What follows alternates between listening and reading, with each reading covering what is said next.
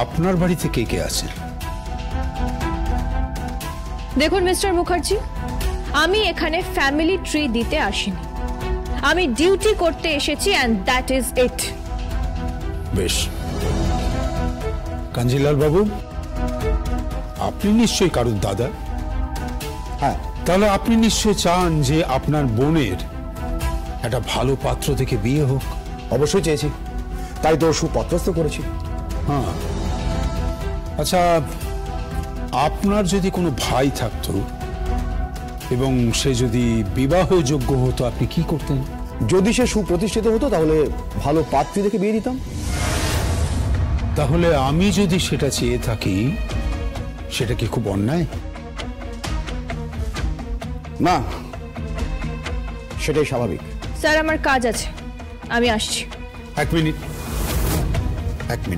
যেটা বলছিলাম, মিস বটবেল, আমার ছেলেটা বড় ভালো জানেন, আর আপনি তাকে চেনেন। তার স্ত্রী কিন্তু সদ্য প্রয়াত হয়েছে। এটা ওনার দুর্ভাগ্য। আচ্ছা, আপনার ছেলে বা আপনার ভাই যদি ঠিক এই অবস্থায় পড়ত, তাহলে আপনি কি করতেন? অবশ্যই চেষ্টা করতাম সে যেন আবার স্বাভাবিক জীবনে ফিরে আসে। তাই যদি হয়, তাহলে বাবা হিসেবে এটা চাওয়া কি অপরাধ?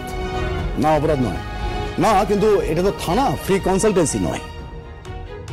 আই এম সরি, আসলে আমি একটু ইমোশনাল হয়ে পড়েছি, বুঝেছেন? ছেলেটাকে আমি আর এইভাবে দেখতে পারছি না। তাহলে ছেলেকে ভালো পাত্রী দেখে বিয়ে দিয়ে দিন, সংসার করুন। সেটাই তো চাইছি, আর ঠিক সেই কারণেই তো আপনার দ্বারস্থ হয়েছে। এক মিনিট, দেখুন, এটা তো কোনো পাত্রপাত্রী অফিস নয়। আপনি তো থানাটাকে থানা রাখলেন না। কিন্তু খটকালিটা যে আপনাকেই করতে হবে। মিস্টার মুখার্জি, এবার কিন্তু আমি... প্লিজ, আমার ছেলেটাকে বাঁচান। মিস্টার মুখার্জি, এটা কাজের জায়গা। আমিও তো এখানে কাজেই এসেছি। মিস্টার কাঞ্জিলাল, আমি মেয়েটিকে পছন্দ করেছি আমার ছেলের জন্য। তার একটা কারণ আছে জানেন, ওকে দেখতে একেবারে হুবহু শ্লোকের মতো, আর আমার ছেলেরও ওকে খুব পছন্দ। This is too much mister Mukherjee, আর একটাও কথা বললে কিন্তু খুব খারাপ হয়ে যাবে। আমি এগোলাম স্যার। মিস বটবেল, আপনার তো মধ্যে খুব সাহস।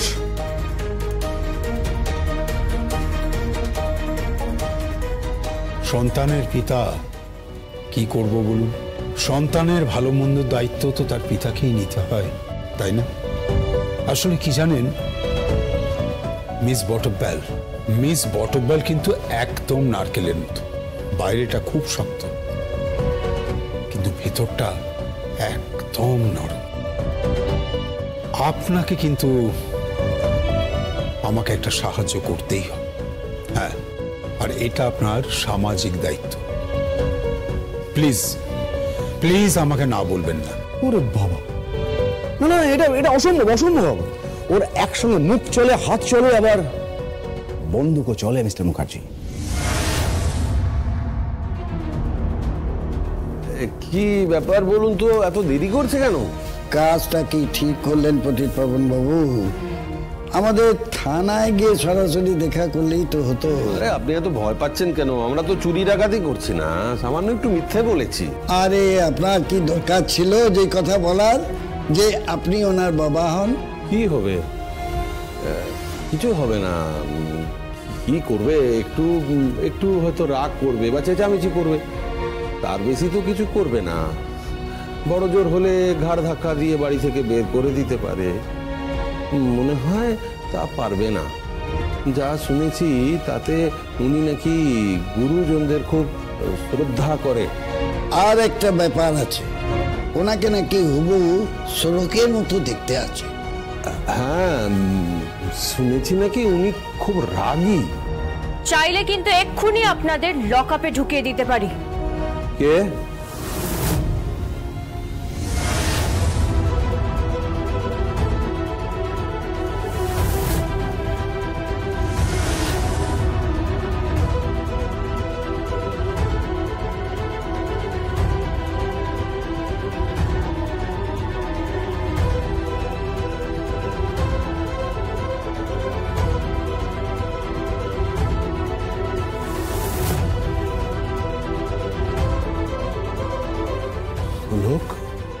সোলক বিটিয়া? দুজন বয়স্ক মানুষ, তাও আপনাদের মিথ্যে কথা বলতে লজ্জা করলো না? সিকিউরিটিকে এবং মেসের ইনচার্জকে আপনি বলেছেন আপনি আমার বাবা। How dare you!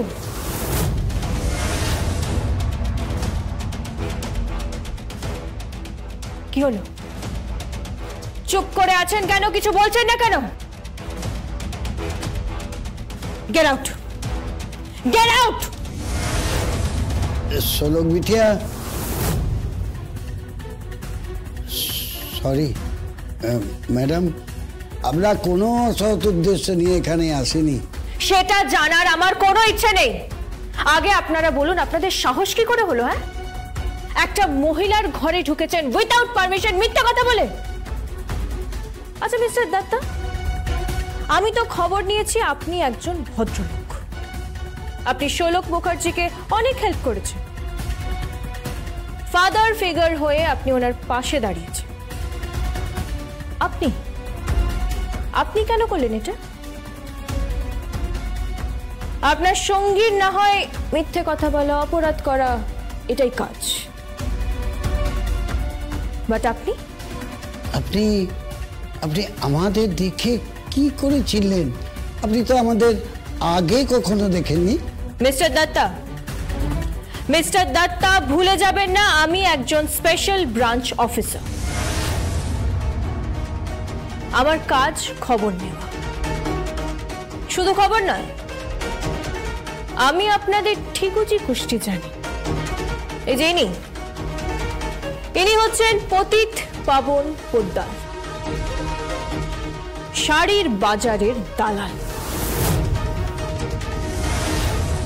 শাড়ির বাজারে একচ্ছত্র অধিকার, আর সেই অধিকার কেউ কেড়ে নিলে সেটা তো সহ্য করা যায়, তাই না পতিত পাবন পোদ্দার?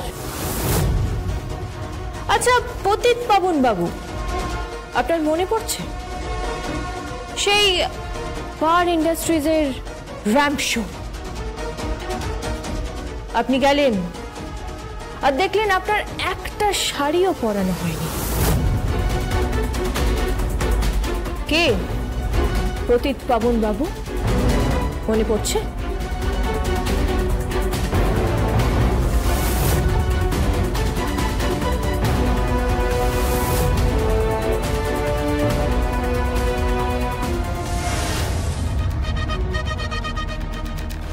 আপনি কে? সোলকের মতো দেখতে। কে আপনি? আমি লক্ষ্মী রানী বটব্যাল। আমার ব্রেন, হাত আর বুলেট একসঙ্গে চলে।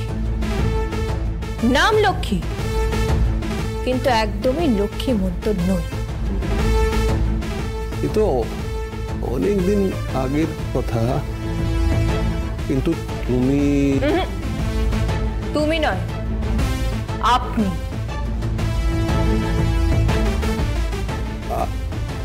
আপনি এসব জানলেন কি করে?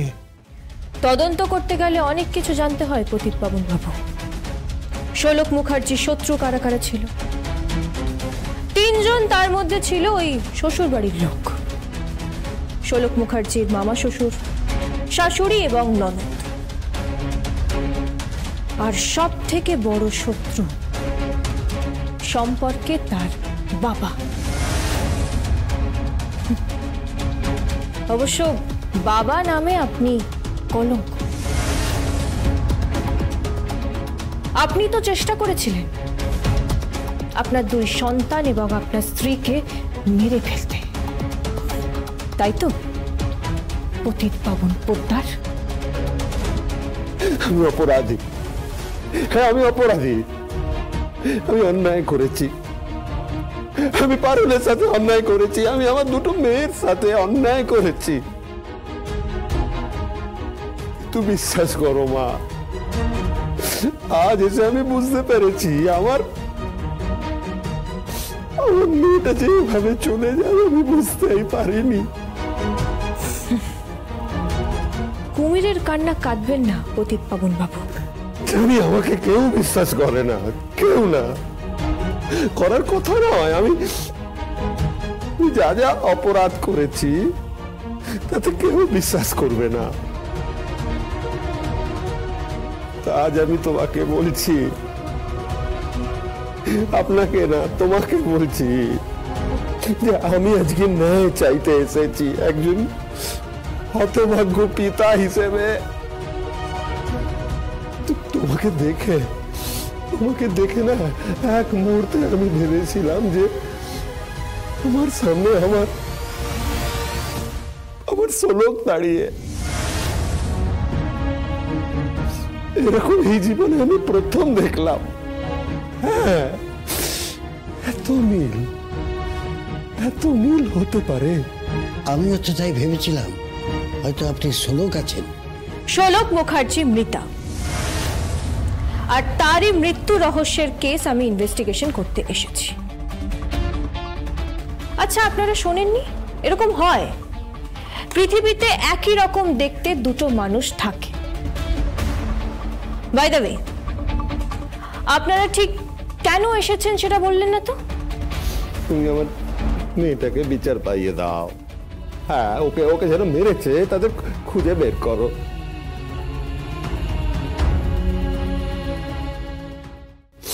ওকে যারা মেরেছে তাদেরকে তুমি খুঁজে বের করো মা, তাদেরকে শাস্তি দাও, এমন শাস্তি দাও যাতে আমার সোলকের মতো আর কোনো ঘরের বউকে এভাবে মরতে না হয়। আমি জানি না আমার এসব কথা বলা সাজে না, কিন্তু তুমি অন্তত আমাকে বিশ্বাস করো। হ্যাঁ, একটিবারের জন্য বিশ্বাস করো। পারুল আমাকে বিশ্বাস করেনি। খবরটা পেয়ে আমি ছুটে গেছিলাম, পারুলের কাছে ছুটে গেছিলাম। আমি আমার মেয়েটাকে তোমরা সবাই মিলে মেরে ফেললে। দূর হয়ে যা, দূর হয়ে যা, দূর হয়ে যা, দূর হয়ে যা, দূর হয়ে যা। বিশ্বাস করেনি, আমার বড় মেয়েও আমাকে বিশ্বাস করেনি। আপনার নিজের লোকই আপনাকে বিশ্বাস করেনি, আমি কেন বিশ্বাস করব? তোমাকে দেখে মনে হলো তুমি পারবে আমার মেয়ের অপরাধীদের শাস্তি দিতে। হ্যাঁ, এখন যেদিন অপরাধীরা ধরা পড়বে না, সেদিন আমিও যাব পুলিশের কাছে। হ্যাঁ, যাব, আমি তাজা অপরাধ করেছি সব বলবো। আমাকে যা শাস্তি দেবে আমি মাথা পেতে নেব। দেখুন আপনি কি করবেন, কেন করবেন, তাতে আমার কোনো ইন্টারেস্ট নেই। আমি জানি আমি ওদের মতো সমান অপরাধী। আমি পারুলের সঙ্গে যা করেছি তার ক্ষমা হয় না। আমি আমার দুটো মেয়ের সঙ্গে সারা জীবন অন্যায় করেছি। হ্যাঁ, ওরা আমাকে বাবার জায়গা দিতে চেয়েছে, বাবার জায়গায় বসাতে চেয়েছে, আমি চাইনি। আমার পারুলকে আমি স্ত্রীর জায়গা দিইনি, ওদেরকে শেষ করে দিতে চেয়েছি। শাস্তি তো আমার পাওয়ার কথা ছিল। আমার মেয়েটা কেন এইভাবে শাস্তি পেল বলুন তো? কেন? আগুনে ঝলসে। সোলক বিটিয়া খুব কষ্ট পেয়েছে। অত সুন্দর মুখখানা তার। ভগবান কি আমার সোলক মাকে এভাবে তুলে নিয়ে আমাকে সারা জীবনের জন্য শাস্তি দিল? হ্যাঁ, সোলকের জায়গায় আমাকে তুলে নিতে পারতো তো, তাহলে তো আমার শাস্তি পাওয়া হয়ে যেত।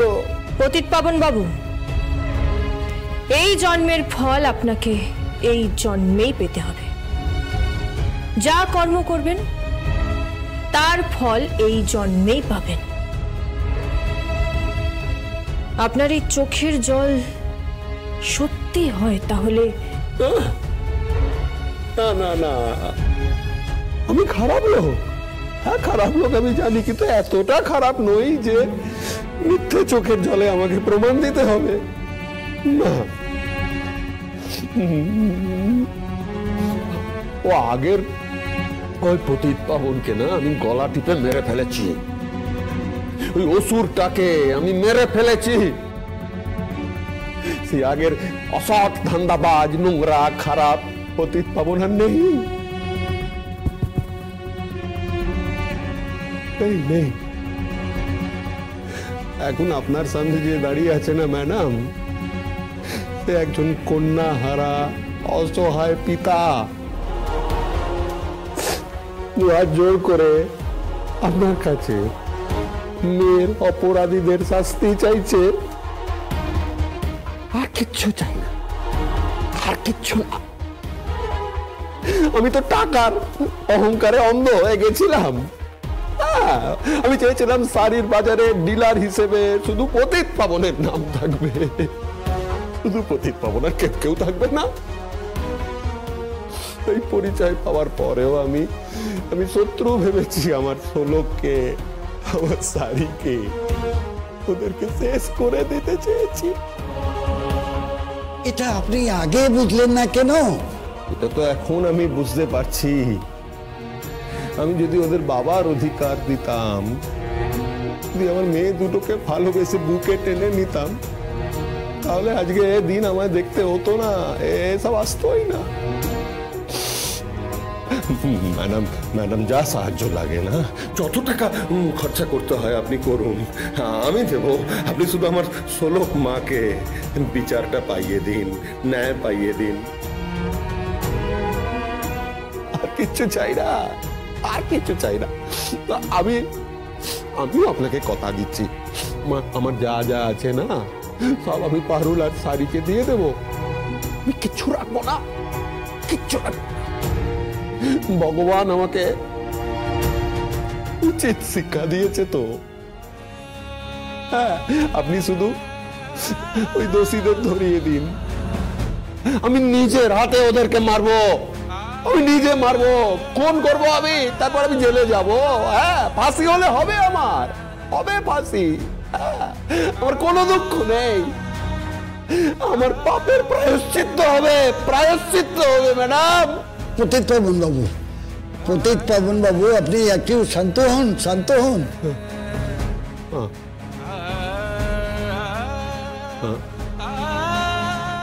কি আপনি হাসছেন কেন? কেন হাসছেন? কি ভাবছেন আমি মিথ্যে কথা বলছি? মিথ্যে বলছি না, না আমি মিথ্যে বলছি না। আমি আইনের কাছে গিয়ে আমার সমস্ত দোষ স্বীকার করব, তখন আপনি বুঝবেন। শুধু আপনি না, পারুল, সারি, গ্রামের ছেলে মেয়েরা, আপনি, আমার জামাইরা, সবাই বুঝবে, সবাই বুঝবে, সবাই বুঝবে।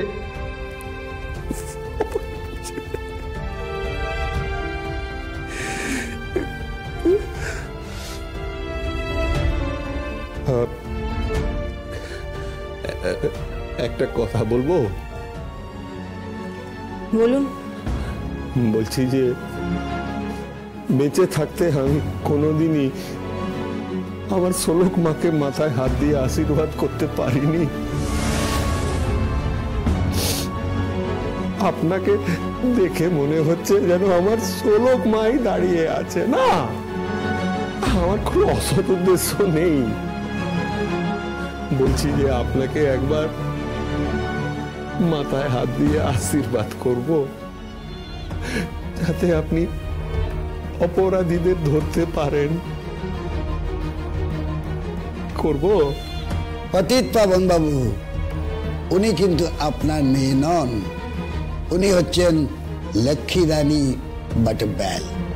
হ্যাঁ হ্যাঁ, জানি তো, জানি, কিন্তু আমার মনে হচ্ছে যেন আমার ষোলক মা দাঁড়িয়ে আছে। আচ্ছা, আপনার তো নিশ্চয়ই বাবা আছে। আপনার বাবা যদি আপনাকে এভাবে অনুরোধ করতো, আপনি না বলতে পারতেন? বলুন না, পারতেন, বলুন না।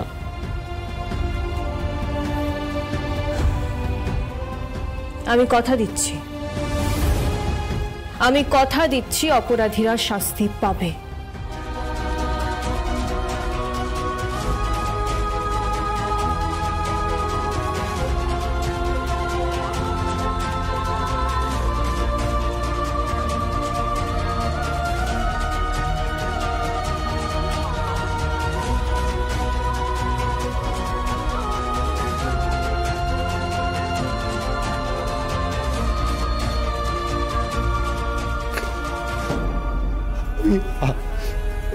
আশীর্বাদ আশীর্বাদ পতিত পাবন বাবু, পতিত পাবন বাবু।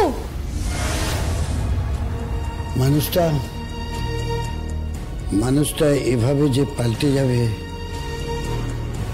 আমি তো ভাবতেই পারছি না। ম্যাডাম বলছে যে ষোলক বিটিয়া যেন জাস্টিস পায়।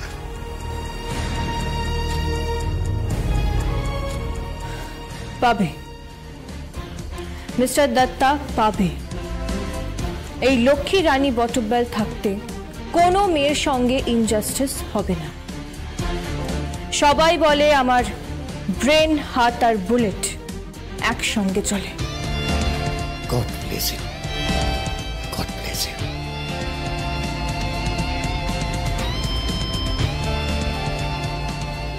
সময় থাকতে মানুষ মানুষকে দাম দেয় না, তাই জন্যই হয়তো এইভাবে দাম চুকাতে হয়। ষোলক, জাস্টিস তো তোমাকে পাইয়ে দেখাবই, নইলে আমার নামও লক্ষ্মী রানী বটব্যাল নয়। নাম লক্ষ্মী, কিন্তু মোটেও লক্ষ্মীবন্ত নয়।